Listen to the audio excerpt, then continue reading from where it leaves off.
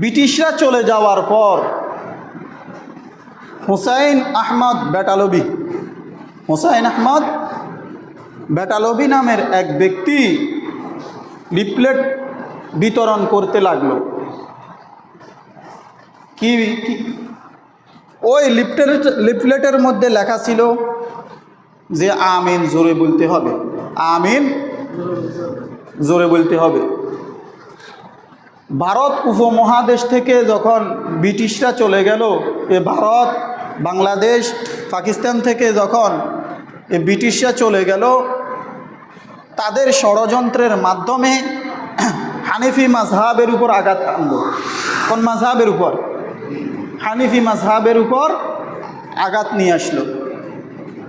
তো সাধারণ কোনো মানুষ নয়, একজন আলেমের মাধ্যমে চোর ধরতে হলে চোর লাগে, বাটপার ধরতে হলে বাটপার লাগে, ডাকাত ধরতে হলে ডাকাত লাগে, ফাঁকি ধরতে হলে ফাঁকি লাগে। কথা ঠিক না বেঠিক? ঠিক তেমনিভাবে মুসলমানের মধ্যে ফিতনা লাগাইতে হলে আলেম লাগবে। কে লাগবে? আলেম লাগবে। মুসলমানের মধ্যে ফিতনা লাগাইতে হলে কে লাগবে? কি লাগবে? আলেম লাগবে, মুসলমান হওয়া লাগবে, ব্যক্তি হইতে হবে মুসলমান।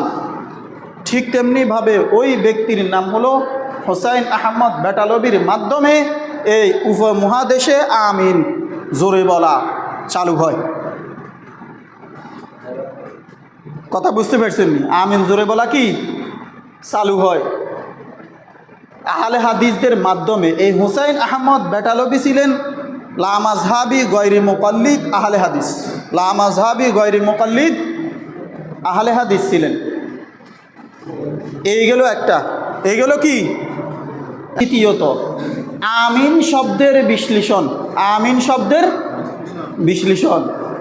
কথাগুলা মনের দিলের কানে শুনলে প্রত্যেকটি কথা বুঝতে পারবেন, প্রত্যেকটি কথা কি বুঝতে পারবেন। এর দ্বিতীয়ত আসেন আমিন শব্দের বিশ্লেষণ। সূরাতুল ফাতিহা, সূরাতুল ফাতিহার পরে আমরা আমিন বলি। কথা ঠিক না বেঠিক? সূরাতুল ফাতিহার পর আমরা আমিন বলি কি বলি না? রাসূল করিম সাল্লাল্লাহু আলাইহি ওয়াসাল্লামকে জিজ্ঞাসা করা হলো, ইয়া রাসূলুল্লাহ, ইয়া হাবিবাল্লাহ, আমিন এটা কি, এই আয়াতটা কি সূরাতুল ফাতিহার অংশ?